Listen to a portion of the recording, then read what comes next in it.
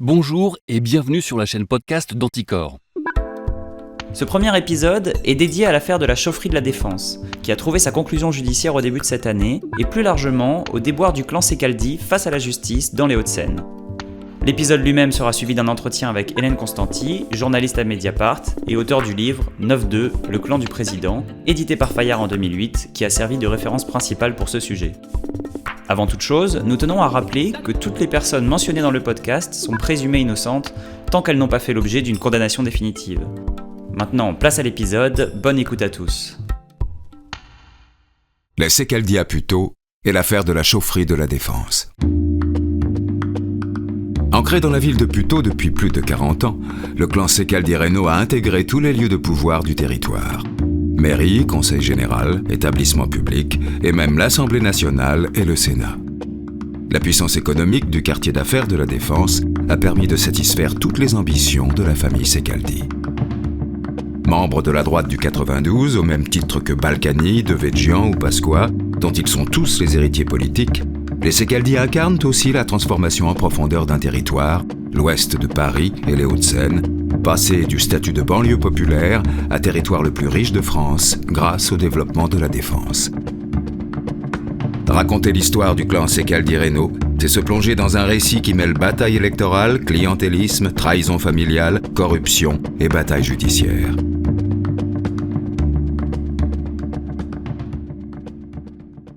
Chapitre 1. L'ascension de Charles Secaldi-Reynaud. Interactualité, Jean-Claude Turgeman. À Puteaux, c'est la justice maintenant qui va devoir trancher. Le drame qui s'est déroulé entre 5 et 6 heures du matin autour des panneaux électoraux des municipales a fait, vous le savez sans doute maintenant, un mort et plusieurs blessés dont un se trouve dans un état grave. En présence, deux versions, celle de M. Secaldi-Reynaud, le maire sortant de Puteaux, et celle de M. Dardel, son prédécesseur à la mairie. Une fusillade à la sortie de Paris, des méthodes de mafieux pour une élection municipale. Que s'est-il passé pour en arriver là ? Pour comprendre le contexte de cet extrait du journal radiophonique de février 71, il faut revenir un peu en arrière. L'aventure du clan Secaldi-Reynaud dans les Hauts-de-Seine commence avec le père de la famille, Charles Secaldi. Né à Bastia en 1925, Charles Secaldi suit ses études au Maroc et obtient son doctorat de droit à Alger. Puis il quitte le barreau pour devenir commissaire de police avant de rejoindre en 1954 le gouvernement général de l'Algérie française. Parallèlement, il gravit des échelons au sein de la fédération de la SFIO d'Alger. Mais après le putsch des partisans de l'Algérie française en 1958, il apprend qu'un ordre d'arrestation a été signé contre lui. Il est contraint de fuir le pays déguisé en facteur grâce au service de ses amis du syndicat FO. Il embarque pour Marseille et monte en région parisienne. Il s'installe à Bondy, où il devient conseiller municipal en 1959. Ses amis de la SFIO le confient aux bons soins de Georges Dardel, maire de Puteaux. Incarnation du socialisme municipal d'après-guerre, Dardel est un ancien cheminot CGT, élu maire à 28 ans et membre de la SFIO. Dardel nomme Charles Secaldi directeur de l'office HLM de la ville de Puteaux, ce qui lui permet de se constituer un début de réseau. En travaillant avec lui, Secaldi apprend beaucoup. Dardel applique déjà une politique clientéliste où tous les moyens politiques de la mairie sont mis au service du parti. Secaldi cherche à se faire un nom et il trouve dans le développement du quartier de la Défense l'occasion idéale d'accéder au pouvoir. La Défense se trouve en effet à cheval entre plusieurs communes, Courbevoie, Nanterre, La Garenne-Colombe et bien sûr Puteaux. Quand il arrive dans la ville, l'établissement public d'aménagement de la Défense, EHPAD, vient d'être créé et procède aux premières expropriations dans le quartier pour préparer son développement. Secaldi voit là l'occasion de changer le visage de la ville, alors encore très ouvrière, au contraire de Georges Dardel, qui voit d'un mauvais œil l'arrivée du grand capital sur ses terres. En 1965, Secaldi est élu au conseil municipal de la ville de Puteaux sur la liste socialiste sortante, conduite par le maire Georges Dardel. À mi-mandat, ce dernier a un grave accident de la route et Charles Secaldi occupe son poste par intérim. Mais quand Dardel est rétabli et veut revenir aux manettes, le Corse refuse de lui rendre les rênes de la ville. La guerre est ouverte. Les relations se dégradent très vite entre les deux hommes et en 1971, Ceccaldi se présente contre son prédécesseur sans avoir obtenu l'investiture socialiste. Rompant avec la gauche, il compte désormais sur l'appui du clan corse des Hauts-de-Seine, notamment Achille Peretti, alors maire de Neuilly-sur-Seine et proche de Charles Pasqua. Il use également de son influence sur l'office HLM municipal. La campagne est très dure et violente. Elle sera marquée par l'affaire de la fusillade de Puteaux, où un colleur d'affiches du candidat Dardel est tué par un partisan de Charles Ceccaldi. Voici ce qu'on en dit aux interactualités du 27 février et du 11 mars 1971. En gros, la thèse de M. Ceccaldi-Reynaud peut se résumer ainsi. Une équipe d'individus armés et casqués aurait attaqué un employé municipal et l'aurait battu au point qu'il a fallu l'hospitaliser. Une rixe aurait alors éclaté entre les deux équipes rivales d'afficheurs et, dans la confusion qui s'en serait suivie, une fusillade se serait produite. Réplique de M. Dardel: une équipe de nos colleurs d'affiches était en train de couvrir nos panneaux électoraux quand a surgi pour la première fois une équipe de jeunes gens dont l'un était armé d'une carabine. Une première bagarre a éclaté et un de nos militants a été blessé au bras. Et quelques minutes plus tard, alors que nos colleurs avaient repris leur travail, plusieurs voitures sont passées à côté d'eux et de ces voitures on a tiré des coups de pistolet et de carabine. De tout cela, on ne peut retirer jusqu'à présent qu'une certitude, c'est que des coups de feu ont été tirés et que les blessés par balle se trouvent tous du même côté. L'enquête permettra pour le reste de savoir comment les événements se sont déroulés. Rebondissement dans l'affaire de la fusillade de Puteaux. Antoine Canonici, le propriétaire d'un bar de Puteaux, s'est présenté aujourd'hui devant le juge d'instruction. C'est dans son café que des amis du maire sortant, M. Ceccaldi-Reynaud, avaient l'habitude de se réunir. Monsieur Canonici a tout de suite voulu mettre les choses au point. Je viens parce que la justice me recherche, a-t-il dit, mais je tiens à proclamer que je ne suis pour rien dans cette fusillade. Pourtant, d'après plusieurs témoignages, c'est lui qui aurait tiré sur Monsieur Cassed, ce colleur d'affiches tué par balle dans la rue, alors que plusieurs de ses camarades étaient blessés. Pour l'instant, une chose est sûre, Monsieur Canonici se trouvait armé d'une carabine dans la DS conduite par le beau-frère du maire et qui a participé à l'attaque des colleurs d'affiches. L'affaire fait grand bruit, la presse française parlant alors de Chicago-sur-Seine. Charles Ceccaldi-Reynaud l'emporte néanmoins avec 65% des voix. Lors du procès, en 1974, 4 des inculpés écopent de prison ferme. Un an plus tard, soit 4 ans après son élection, Charles Ceccaldi est jugé au civil responsable de la fusillade et condamné à verser plus de 200 000 francs de dommages et intérêts. Mais il n'est pas démis de ses fonctions de maire. À partir de cette date, Charles Ceccaldi-Reynaud enchaîne les mandats à la mairie de Puteaux et cumule les mandats électifs. Il est député entre 1993 et 1995, lorsque Nicolas Sarkozy, dont il était le suppléant, part pour le ministère du Budget. Puis sénateur des Hauts-de-Seine de 1995 à 2004, s'ajoutent à cela des postes de conseiller régional, de conseiller général de 2004 à 2011 et de président du conseil d'administration de l'EHPAD de 1987 à 1989 et de 1993 à 1997. Au cours de ses 34 ans de mandat à la tête de Puteaux, la ville se transforme en profondeur. Après avoir été une banlieue ouvrière, elle devient, comme de nombreuses communes du département à la même période, l'une des plus aisées de l'ouest de Paris, notamment grâce aux taxes perçues sur la Défense, plus grand quartier d'affaires d'Europe qui génère des millions d'euros de taxes professionnelles. Cette aisance financière a permis à Puteaux de disposer entre autres d'un contingent de plus de 1500 employés municipaux pour environ 40 000 habitants et de 5000 logements sociaux bien au-delà des 20% exigés par la loi Solidarité et Renouvellement Urbain. Cela alimente un clientélisme que Ceccaldi revendique lui-même explicitement. Voici un extrait du documentaire de 2015 « Il était une fois dans l'Ouest », le roman noir des Hauts-de-Seine de Jean-Charles Degnaud. Au micro, Charles Ceccaldi. Le maire, quel est son moyen d'être élu? C'est de séduire l'électeur. C'est peut-être aussi de rendre des services individuels. Souvent, celui qui a obtenu un service a l'honnêteté de rendre ce service, mais ce n'est pas une certitude. Par conséquent, le clientélisme est un complément de la politique, mais il ne se substitue pas à la politique. Ce que veulent voir les gens, c'est si la ville est propre, si elle est embellie, si elle est fleurie, si elle est moderne, si elle est enrichie, et si l'impôt diminue au lieu d'augmenter. Christophe Grébert. Avec les moyens de votre ville, vous allez acheter des voies. Alors ça passe par l'attribution de logements sociaux. Ça passe par tout un tas d'autres avantages, les places en crèche, les cadeaux, les invitations, les manifestations organisées avec des banquets extraordinaires. On a beaucoup connu ça à Puteaux, qui a eu certaines années un budget cocktail, réception, plus élevé que celui de la ville de Paris. Charles Secaldi. En obtenant de l'EHPAD qui construisent à Puteaux encore plus de mètres carrés de bureaux qu'à Courbevoie, j'ai effectivement fait rentrer dans Puteaux la diligence pleine d'or. La méthode de Charles Secaldi est bien rodée. C'est dans ce contexte que nous en venons à la deuxième partie de notre récit.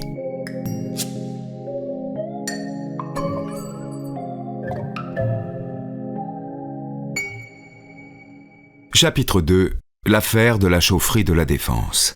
Un mort, 59 blessés, tout un quartier sinistré. Nous l'avons vu dès hier, les dégâts sont considérables dans le quartier de la Défense à Paris après l'explosion de la centrale thermique de Courbevoie. Tous les habitants ont été extrêmement choqués par cette explosion provoquée, je vous le rappelle, par une fuite de gaz. Marie-Laure Bonnemain et Dominique Sizinski y sont retournés ce matin. À Courbevoie, ce matin, la vie a repris son cours normal. Mais on ne peut s'empêcher de regarder ahuri les dégâts provoqués par cette explosion. Les ouvriers de la centrale sont revenus sur les lieux et se sont remis au travail. La chaufferie qui vient d'exploser en cette année 1994, c'est celle qui alimente Courbevoie et le quartier de la Défense.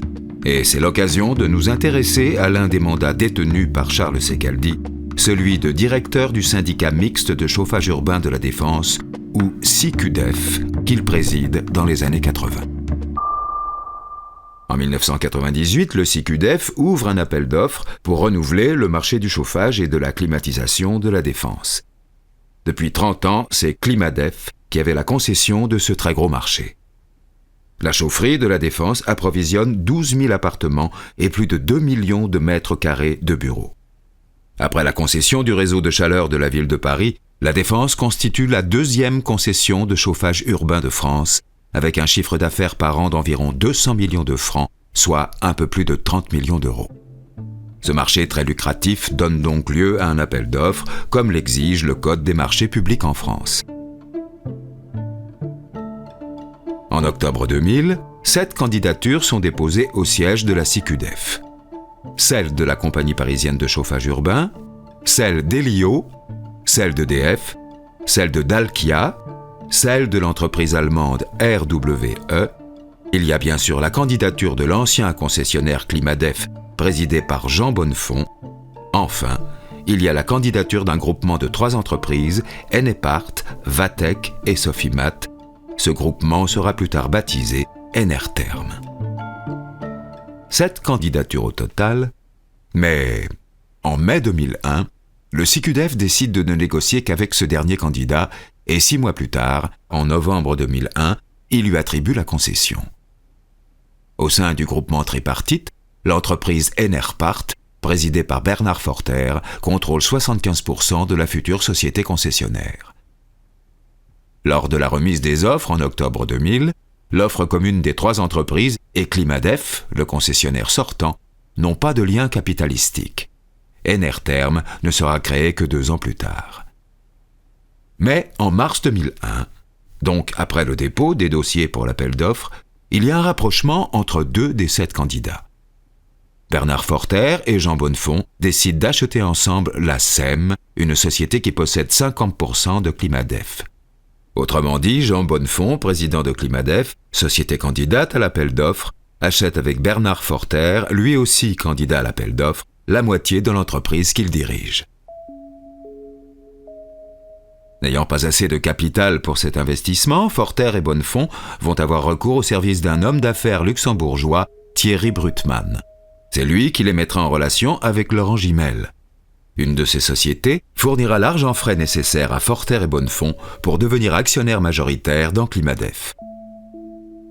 Cette association d'investisseurs va créer des liens capitalistiques entre le groupement, dont fait partie Enerpart d'un côté, et Climadef de l'autre. Donc, des liens capitalistiques entre deux concurrents dans l'appel d'offres de la chaufferie de la Défense. En septembre 2002, nouveau mouvement capitalistique. L'entreprise Enerpart devient actionnaire à 84,97% du groupement Enertherm.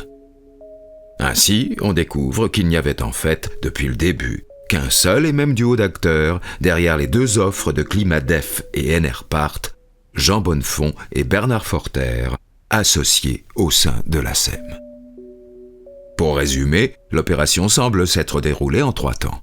Les offres sont déposées de façon indépendante, puis le marché est attribué, et enfin, les liens capitalistiques se révèlent avec le rachat d'un concurrent par un autre. Une inspectrice de la direction de la concurrence, de la consommation et de la répression des fraudes, qui avait participé à la commission d'attribution en 2001, avait constaté plusieurs anomalies. Elle avait le sentiment que la décision était prise d'avance et avait signalé les conditions irrégulières d'attribution du marché. Citons notamment que les offres concurrentes, dont certaines moins disantes, avaient été écartées de l'appel d'offres. Un volumineux dossier technique avait surgi en pleine séance, sans possibilité pour les élus de l'étudier au préalable, ni d'être auditionnés par le bureau d'études. Et enfin, les noms des actionnaires d'Enertherm avaient été soigneusement occultés de leur dossier de candidature. Sur cette base, une information judiciaire est ouverte en juin 2002.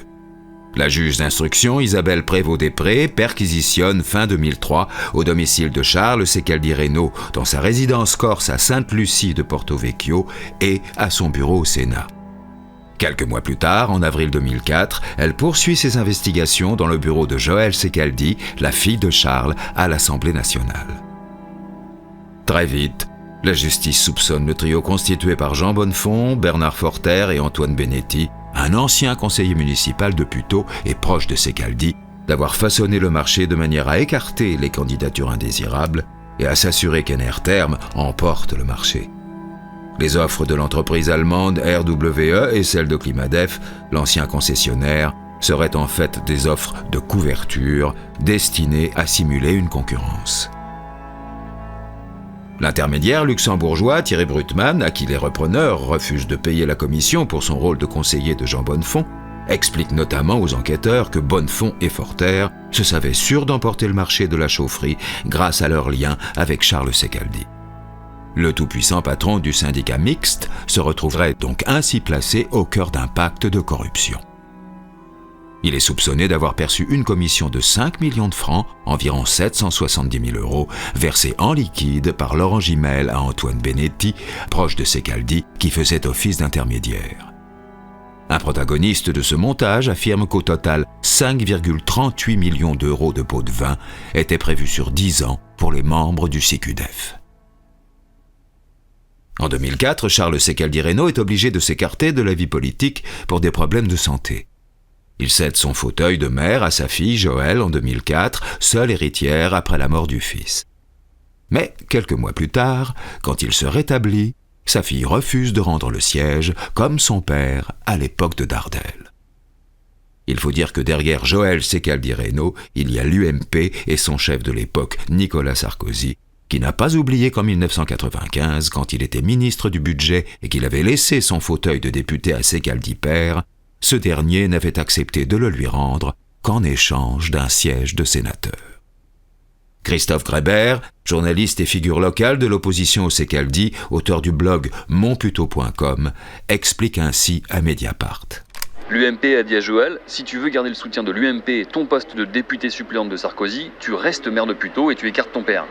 Donc elle a été tiraillée entre le respect et l'obéissance au père d'un côté, ses intérêts financiers et sa situation d'élu conditionnée par l'UMP de l'autre. À la fidélité au père, elle a préféré son poste de député-maire avec l'argent à la clé. Trahi par sa fille de la même façon qu'il a lui-même trahi son prédécesseur, Charles Secaldi digère mal la nouvelle. Et il s'en prend désormais publiquement à sa fille, allant jusqu'à l'accuser de n'avoir ni les qualités morales, ni les qualités physiques et intellectuelles pour le poste, et de mentir depuis qu'elle parle. Écoutons un extrait d'Envoyé spécial.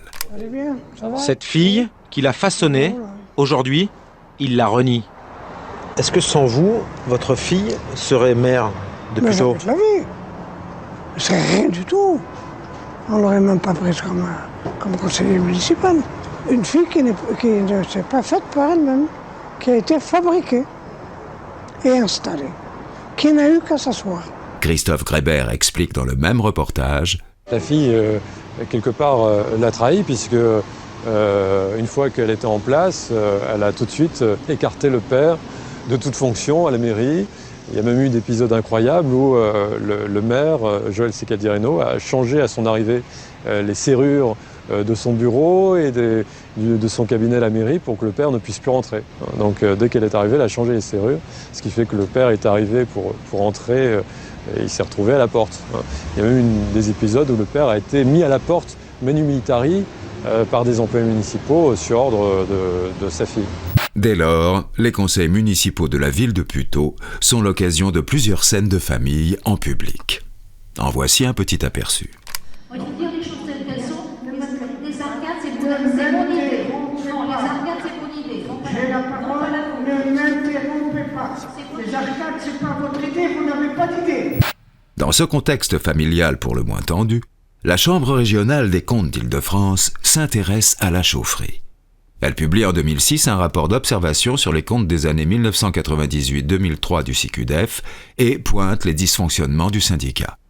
Premièrement, elle lui reproche de n'avoir jamais sérieusement surveillé ses concessionnaires en acceptant de faire payer le chauffage beaucoup trop cher aux contribuables. Deuxièmement, elle souligne dans ce contexte une rentabilité opérationnelle particulièrement élevée de la chaufferie de 27%, soit le double de la moyenne du secteur, pour un chiffre d'affaires de 35 millions d'euros. En 2007, l'enquête progresse. Charles Secaldi Reynaud est mis en examen pour corruption. Bientôt, l'affaire de la chaufferie et de Charles va s'étendre et venir éclabousser aussi sa fille, Joëlle.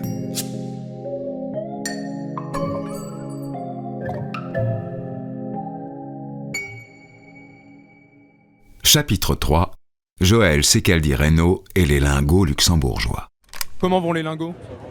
Ça, c'est la question à ne pas poser. D'ailleurs, vous saurez dans quelques temps, puisque justement, je viens d'être... le tribunal a bouclé l'affaire. Je ne suis nullement, embêtée par tout cela. Le tribunal a bien jugé l'affaire et je vous ferai un petit topo le moment venu. Émerge ainsi ce qui pourrait être une affaire dans l'affaire, cette histoire de lingots d'or appartenant à Joël Secaldi Reynaud. Et comme toute bonne affaire de famille, le problème vient de l'intérieur. En effet, Charles Secaldi Reynaud, récemment mis en examen, ne se laisse pas démonter et veut tenter de reprendre sa ville de Puteaux aux mains de sa fille. En 2008, il se présente aux élections municipales contre elle, mais perd. Aux abois, bien décidé à se venger de sa fille, il décide de passer aux aveux. Le 10 novembre, il écrit au juge d'instruction qui a repris l'affaire de la chaufferie de la Défense, Richard Palin, pour dénoncer sa propre fille.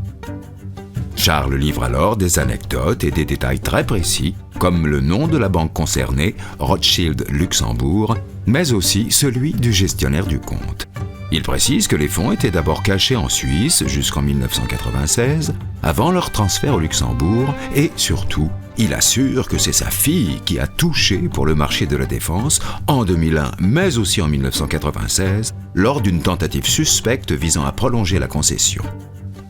Charles écrit qu'après l'appel d'offres de 2001, Joël aurait entrepris une vie de luxe, multipliant les dépenses folles, comme l'agrandissement de sa maison et l'achat d'une villa à Deauville.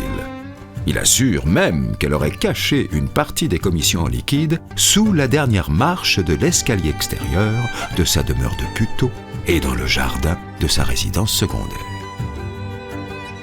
Les révélations ne s'arrêtent pas là.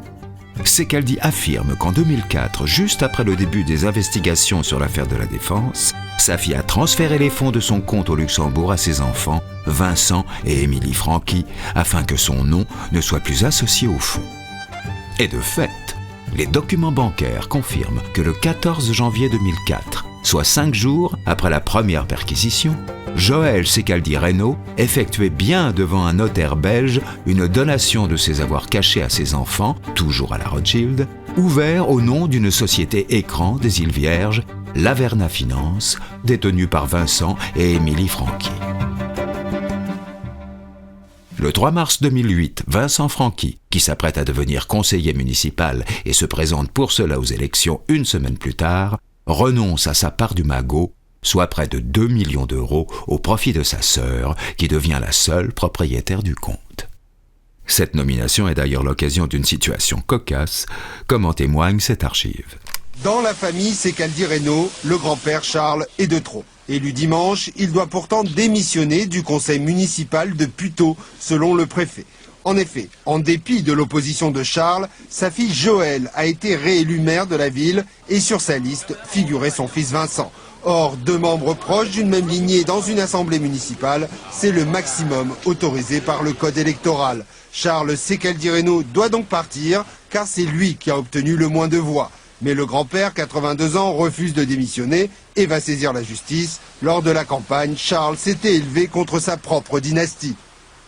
Son fils, il milite à Boulogne. Par conséquent, il n'a aucune vocation à être spécial, en tout cas, à être sur une liste de Puteaux. Pour se maintenir, Charles Secaldi-Reynaud plaide l'ancienneté. Il a été en effet maire de Puteaux entre 69 et 2004. Il avait alors cédé sa place à sa fille pour raison de santé, mais quand il a voulu revenir, Joëlle a refusé de s'effacer. Depuis, le père et la fille n'en finissent pas d'étaler leur déchirement sur la place publique. Ces révélations marquent le début d'une procédure judiciaire exceptionnellement longue. En 2010, soit déjà 2 ans après les révélations de Charles Secaldi, le juge Richard Palin lance une commission rogatoire au Luxembourg qui livre ses résultats en juin 2011. Les documents confirment, à quelques détails près, l'intégralité des révélations de Charles au sujet du compte caché. Joëlle Secaldi-Reynaud est bel et bien devenue cliente de la banque Rothschild de Luxembourg en septembre 1996. Plusieurs rendez-vous ont eu lieu, dont l'un en présence de son père, d'autres en compagnie de Pierre Giudicelli, architecte corse, actif à Puteaux et grand ami de la famille. Ce dernier raconte aux policiers que Joëlle est venue le trouver car elle voulait transférer ses avoirs suisses. L'architecte dispose d'un compte non déclaré chez Rothschild. Ils font ensemble un voyage en voiture à Genève pour récupérer une enveloppe de cash auprès du gestionnaire de fortune qu'ils déposent ensuite à la banque au Luxembourg.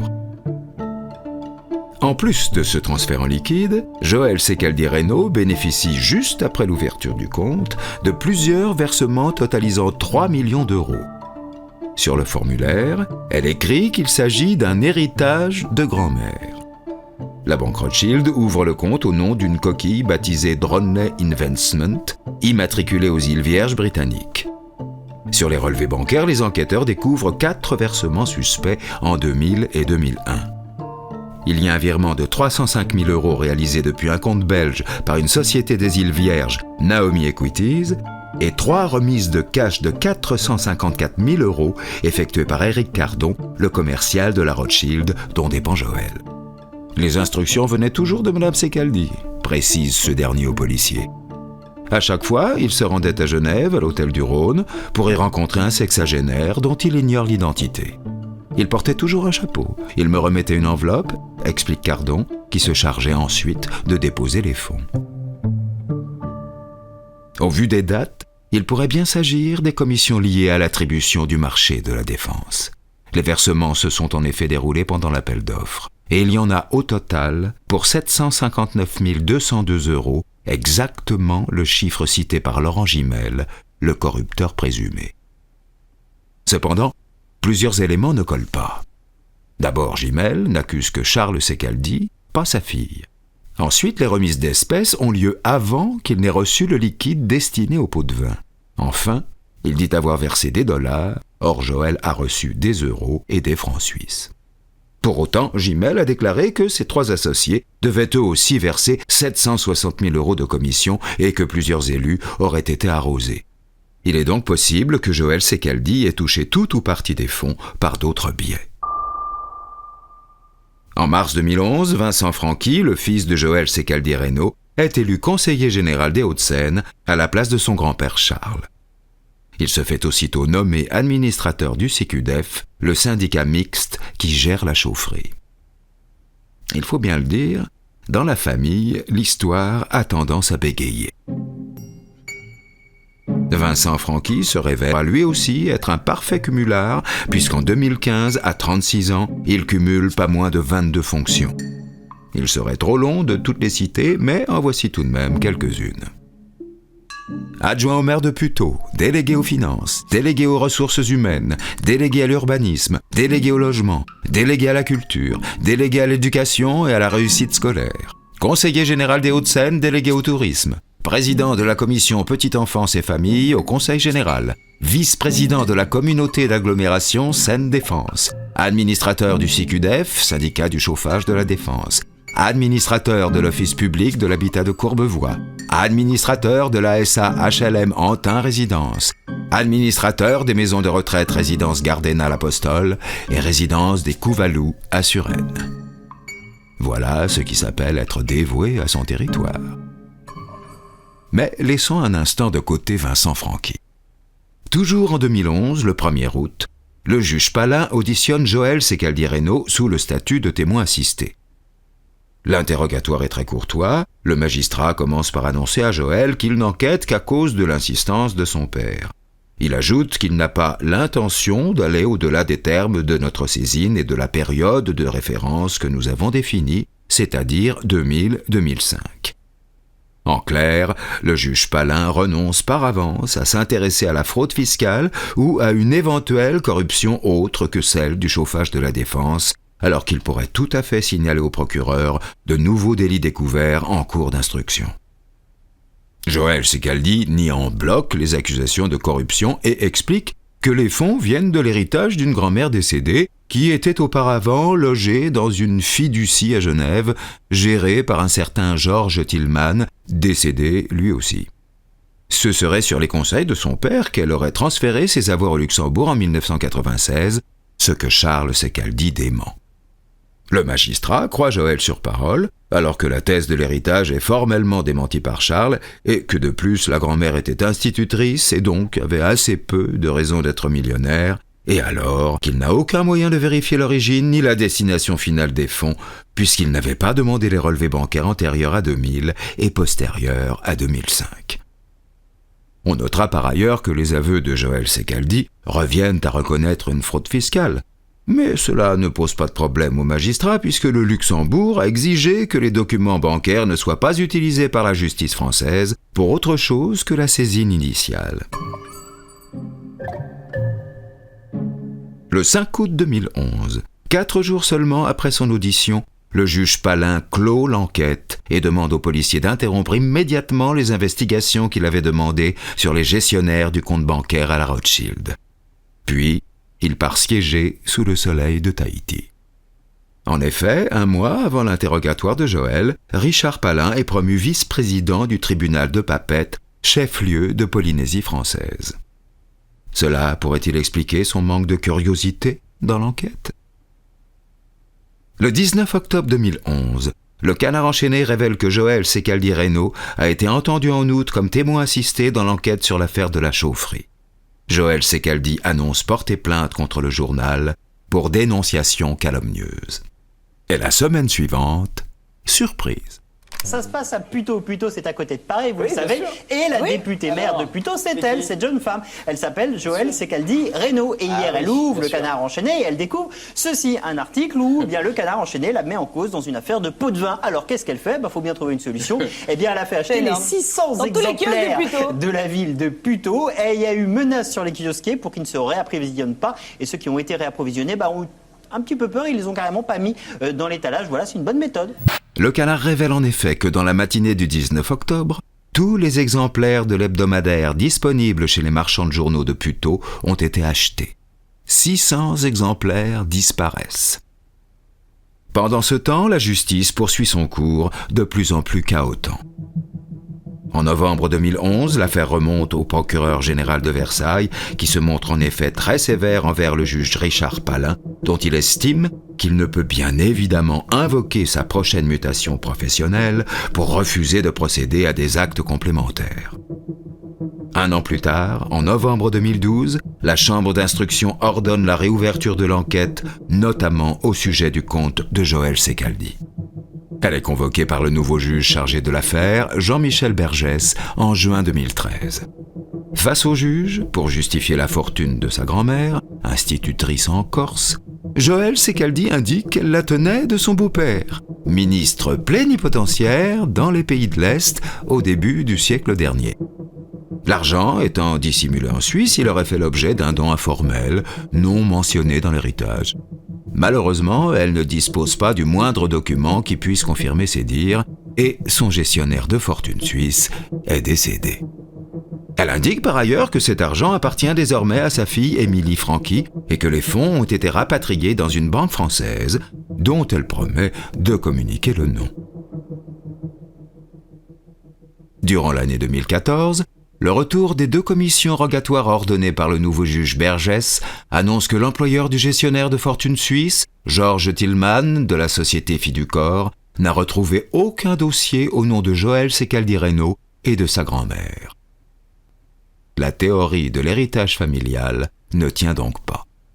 Mais, à contrario, à la fin de l'année 2014, le dernier rapport des policiers de l'Office central contre la corruption et les infractions financières et fiscales conclut qu'aucun élément de l'enquête ne laisse supposer que les fonds de Mme Secaldi Reynaud au Luxembourg provenaient des pots de vin en dollars que Laurent Gimel dit avoir versés pour obtenir le marché du chauffage de la Défense. Il faudra attendre septembre 2015 pour que de nouvelles révélations soient apportées dans l'affaire par Mediapart. Voici un extrait du journal de M6 du samedi 20 septembre. Après les mères en colère, une mère dans la tourmente, celle de Puteaux. Joëlle Secaldi Reynaud, cet élu Les Républicains aurait, selon le journal Mediapart, caché des lingots d'or et du liquide dans une banque au Luxembourg pour un total de 3 millions d'euros. Elle aurait rapatrié l'argent en France en 2008. Selon Mediapart, l'ancien compte caché au Luxembourg de Joëlle Secaldi a été vidé en 2008, juste avant la dénonciation de son père. Un homme au nom inconnu, mandaté par Joëlle, aurait effectué un retrait de 102 lingots d'or pour une valeur de 2 millions d'euros à l'époque et de 865 300 euros en liquide. L'année suivante, en mai 2016, le parquet de Nanterre donne suite aux révélations de Mediapart en ouvrant une enquête préliminaire contre X pour fraude fiscale et blanchiment de fraude fiscale. Sans prévenu officiel, l'enquête s'étend à tout le clan Secaldi, mais c'est surtout Émilie Franqui, la fille de la mère, qui est dans le viseur de la justice. En mars 2017, les policiers de l'Eau-Kelsif perquisitionnent les domiciles de Joëlle Secaldi Reynaud et de sa fille Émilie Franqui. Ils sont à la recherche des lingots et du cash. L'enquête progresse sans nouvelles révélations aux yeux du grand public. 2 ans plus tard, la nouvelle tombe. Le 18 juillet 2019, Charles Secaldi Reynaud décède 3 semaines avant la clôture de l'instruction. L'un des principaux accusés de l'affaire de la chaufferie de la Défense disparaît et avec lui, la possibilité de faire toute la lumière sur l'affaire. Pour autant, le 2 août, le ministère public requiert quand même le renvoi en correctionnel de 5 dirigeants d'entreprise pour corruption et abus de biens sociaux. Parmi les prévenus figurent Bernard Forter, Jean Bonnefond et Antoine Benetti, désormais âgés respectivement de 81, 96 et 67 ans. 4 mois plus tard, le parquet de Nanterre ouvre une information judiciaire pour fraude fiscale aggravée et blanchiment de fraude fiscale aggravée dans l'affaire des lingots. Joëlle Secaldi est mise en examen. Parallèlement, l'instruction de l'affaire de la chaufferie de la Défense avance et approche enfin de son terme. Le 21 septembre 2020, la 15e chambre du tribunal de Nanterre décide du renvoi de l'affaire de la chaufferie à janvier 2021, car le juge en charge du dossier est déclaré positif au Covid-19. En janvier 2021, quand l'audience peut enfin reprendre au tribunal correctionnel de Nanterre, il tourne au fiasco. Dès le premier jour, le président du tribunal, Olivier Protard, fait droit aux demandes des avocats des 5 prévenus d'annulation de la procédure engagée dès 2001. Il évoque un délai non raisonnable qui a privé les prévenus de la capacité de se défendre et du droit à un procès équitable. Après 19 ans, 7 mois et 7 juges d'instruction, l'affaire se termine en queue de poisson. Jérôme Carsanti, l'avocat d'Anticor qui s'était constitué partie civile dans l'affaire, affiche sa déception. Même si je la comprends sur le fond, c'est une décision très surprenante. On paye ici la faiblesse de la lutte contre la corruption durant des années. Qu'en est-il de Joëlle Secaldi-Reynaud ? Mise en examen le 2 décembre 2020 pour blanchiment de fraude fiscale aggravée, elle est toujours soupçonnée d'avoir transmis des fonds non déclarés à sa fille. Le parquet de Nanterre indique qu'elle est placée sous contrôle judiciaire. La justice poursuit son cours.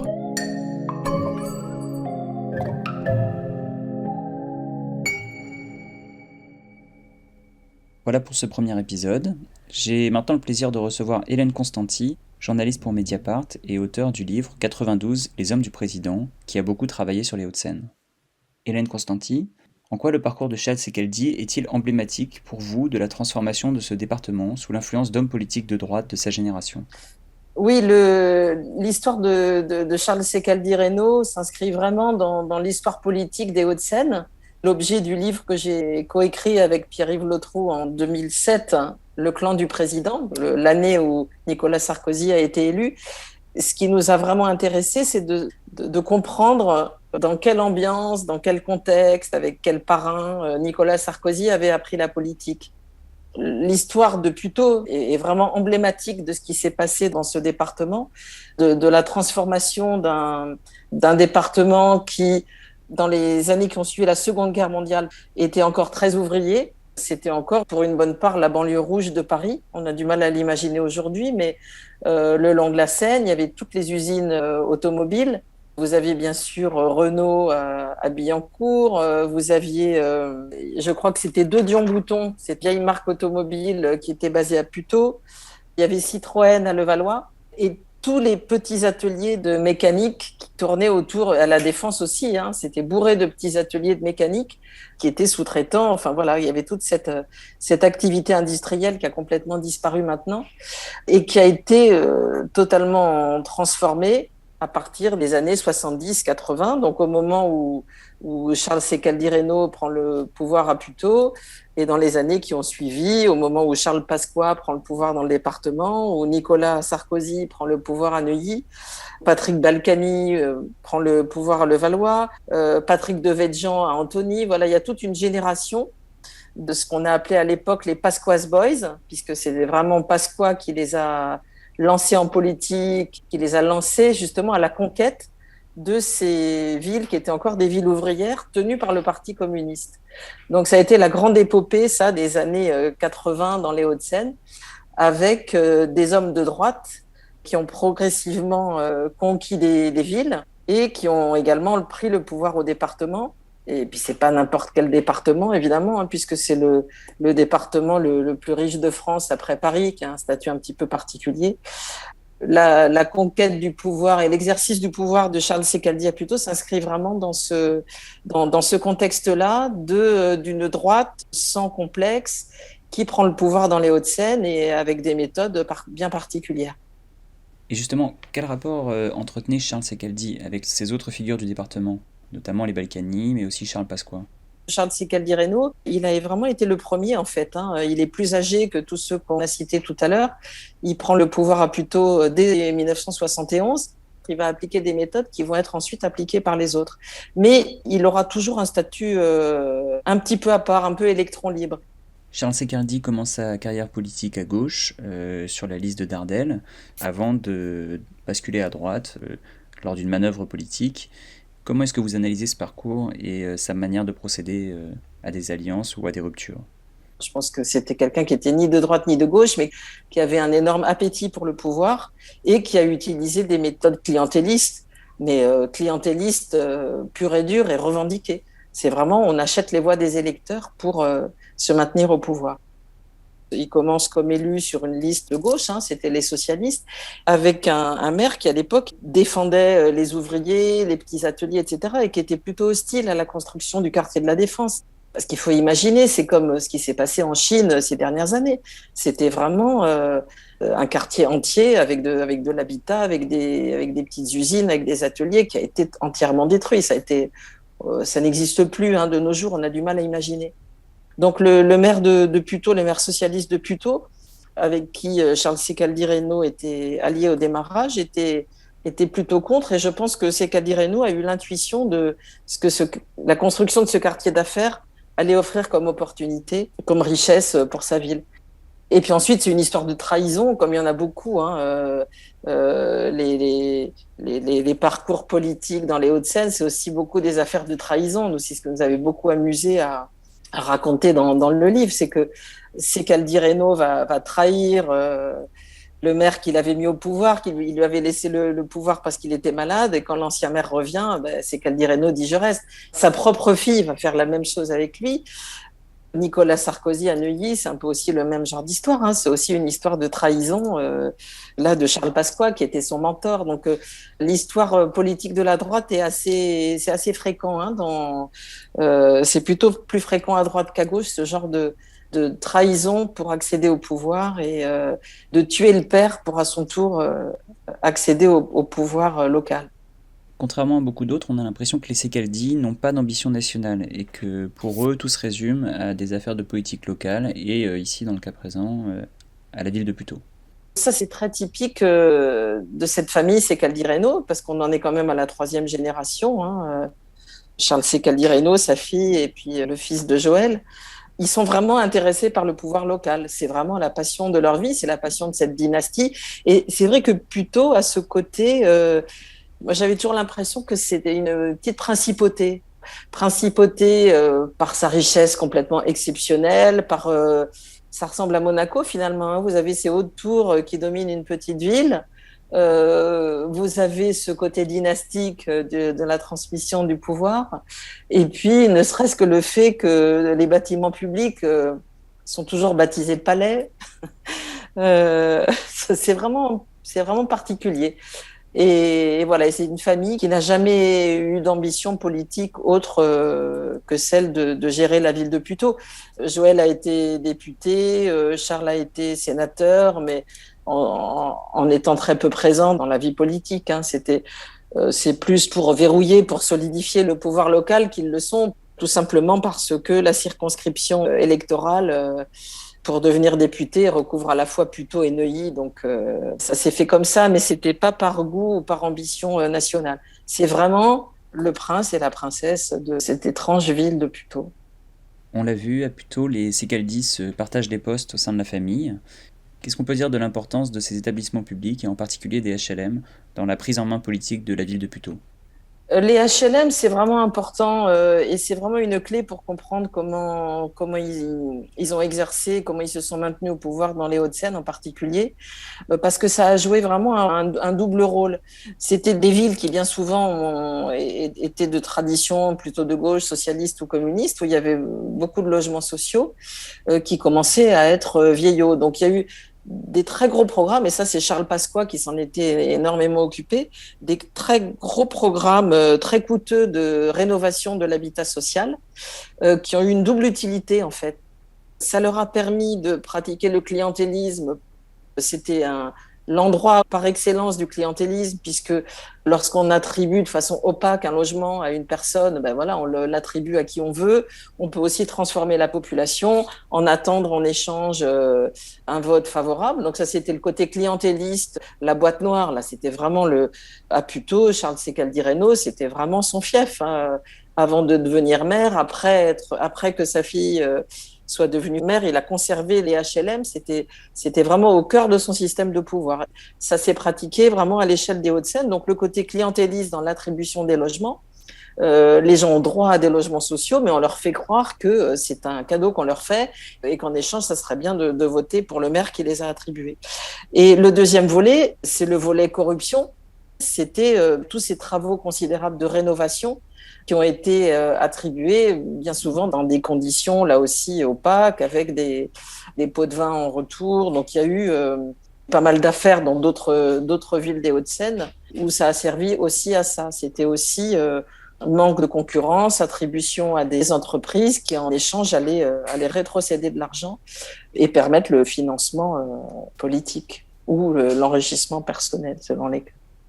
Comment percevez-vous l'influence de cette affaire sur la politique locale à Puteaux ? Est-ce que les électeurs sont désormais désensibilisés à ces questions ? Est-ce qu'on peut dire qu'en quelque sorte le clientélisme a triomphé dans la ville ?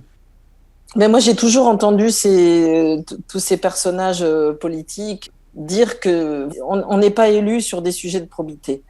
Et ils le disaient tous, tous ces élus des Hauts-de-Seine que j'avais fréquentés à l'époque, ils ont un excellent sens politique. Ils savent qu'on est élu sur la propreté, la sécurité, les services publics. Balkany à Levallois, c'est vraiment l'exemple emblématique.